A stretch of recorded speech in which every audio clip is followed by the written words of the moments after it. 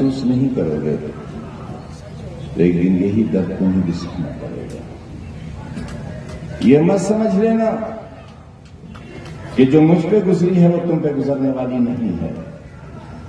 ये तजर्बा हुआ है कि 5 बजे आजम खां की मेंबरी खारिज हुई और 5:10 पर इलेक्शन कमीशन ने अगले चुनाव का ऐलान कर दिया।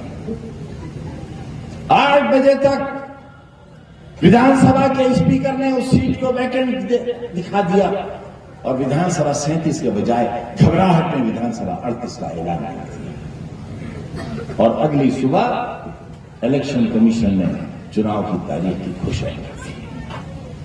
कितनी जल्दी थी, मेरी बर्बादी की कितनी जल्दी थी, ताकि मैं बेदस्तका रह जाऊं, मेरे खाली हाथ हों और मैं तुम्हें कुछ न दे सकूं, न तुम मेरे हाथों में कुछ रख सको।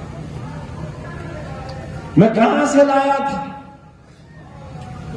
मैं पार्लियामेंट की मेंबरशिप तुम्हारे लिए जीत कर लाया था।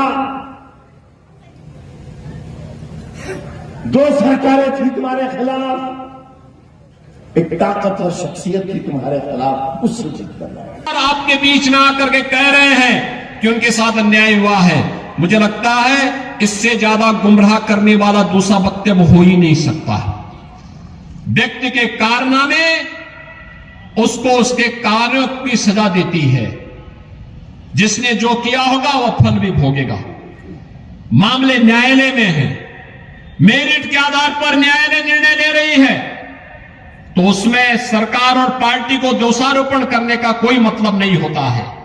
और मुझे तो कहूंगा मैं उनसे कि वे अपना स्वास्थ्य का ख्याल रखें। अनावश्यक रूप से क्यों बेकार जनता के सामने आकर के जनता को क्यों अनावश्यक रूप से, अगर ये संवेदनशीलता सरकार में मंत्री रहते हुए उन्होंने दिखाई होती, यहां के ईमानदारी से विकास में रुचि ली होती, यहां के प्रतिष्ठानों पर कब्जा करवाने की बजाय यहां के प्रतिष्ठानों के संरक्षण करने का दायित्व अपने ऊपर लेकर के बिना भेदभाव के हर नागरिक के सुख दुख में सहभागी बनकर के आगे बढ़ाए होते और अपनी जवान को भी नियंत्रित किए होते।